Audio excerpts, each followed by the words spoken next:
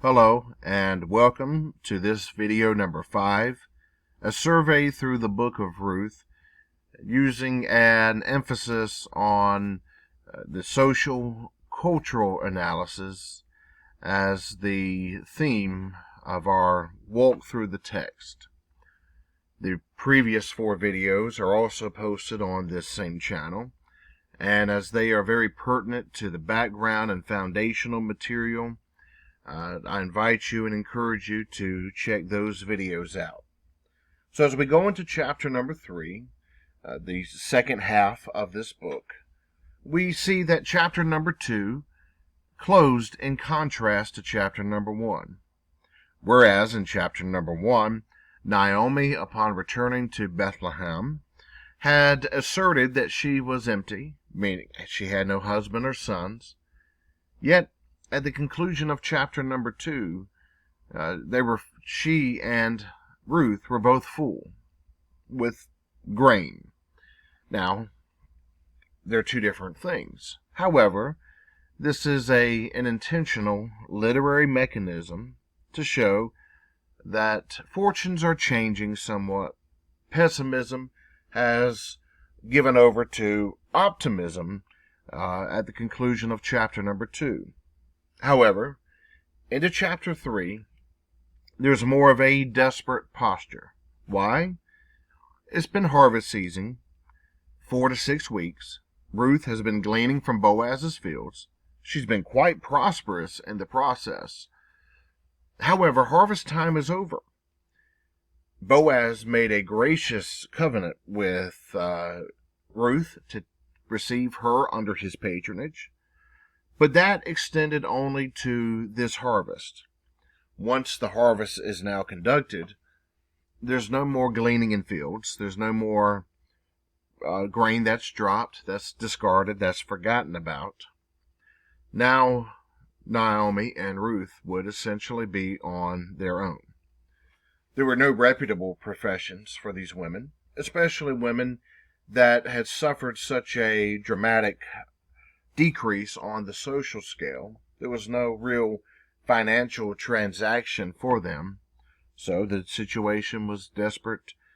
They needed to secure permanent provisions now, otherwise they themselves would also fall prey to as a calamity of this period of famine and starvation.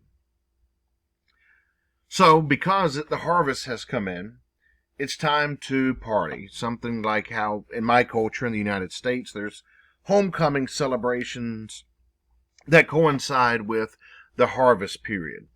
And when the harvest ends here in this world, then the party begins. So Naomi has a plan for her daughter-in-law.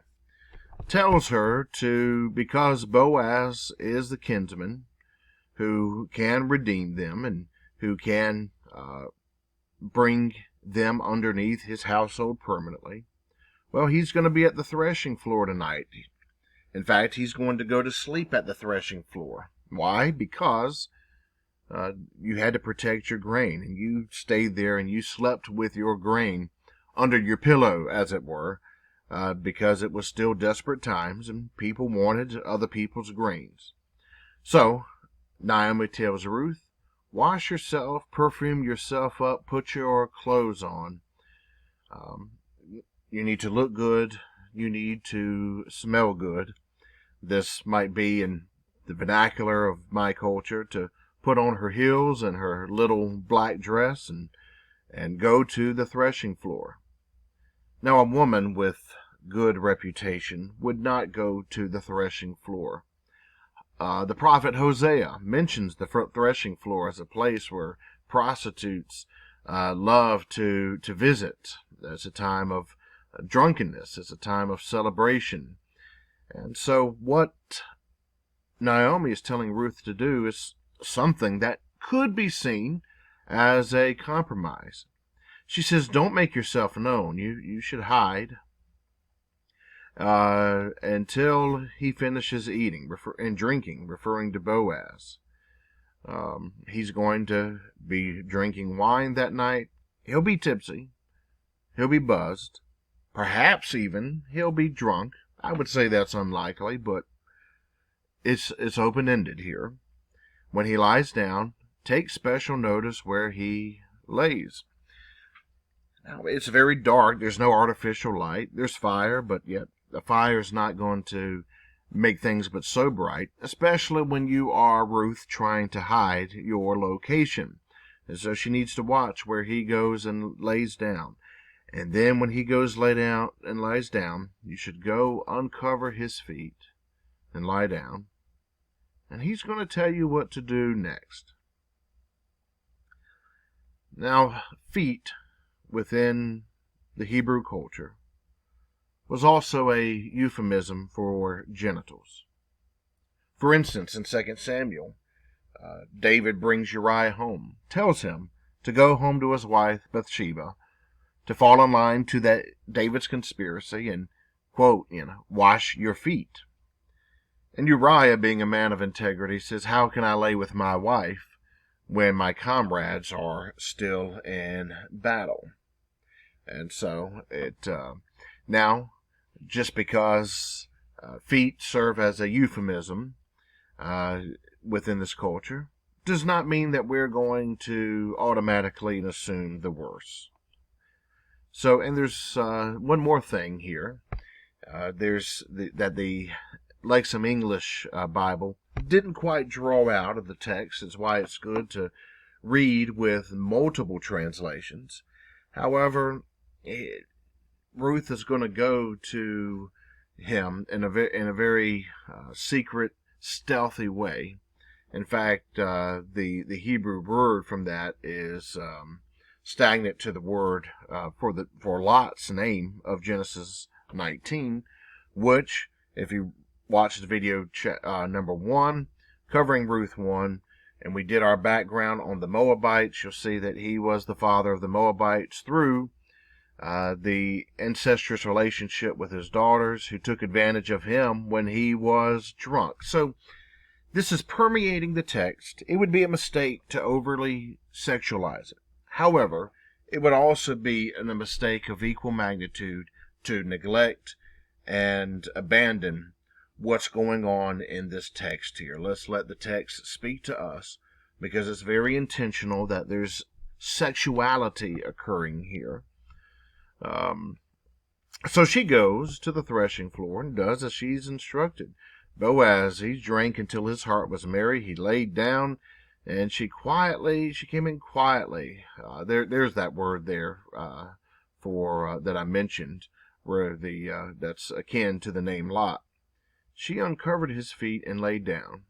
Now, I don't suggest that she uncovered his genitals, just because it's often used as a euphemism.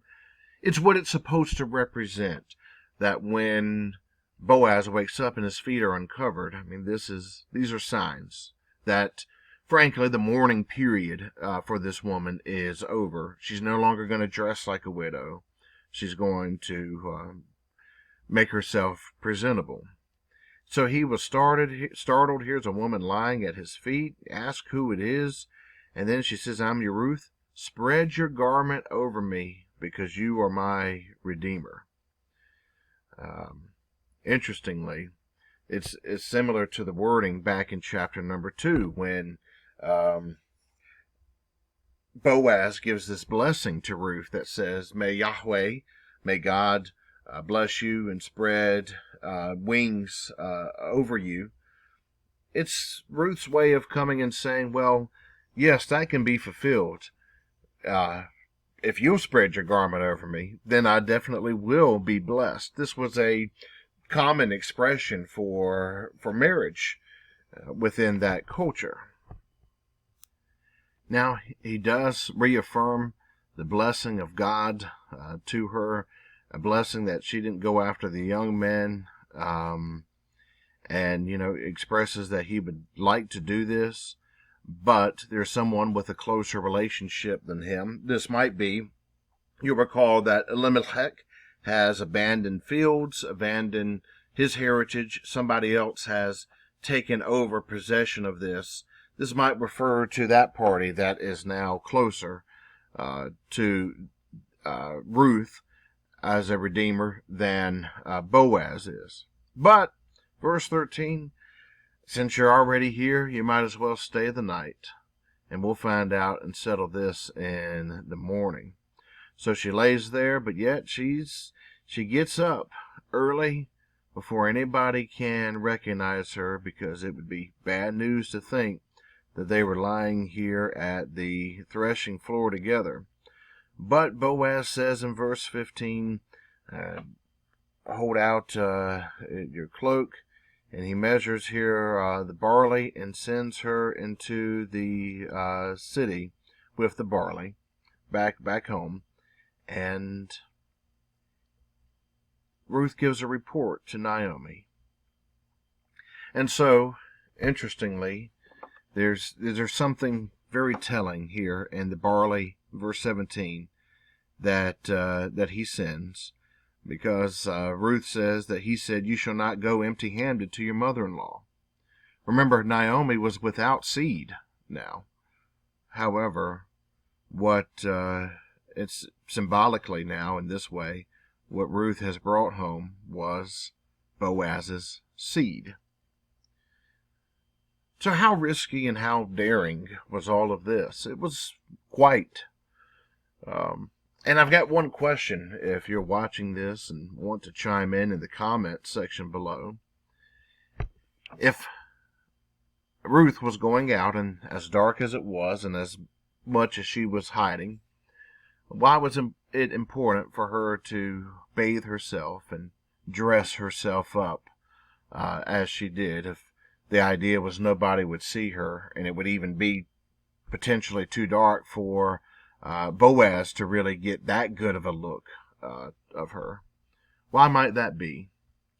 All right, well, this video's gone a little bit longer than my intention, and I will probably follow this one up a little later on in the week with the final thoughts on chapter number 3 before I deliver my sermon on this chapter this coming Sunday.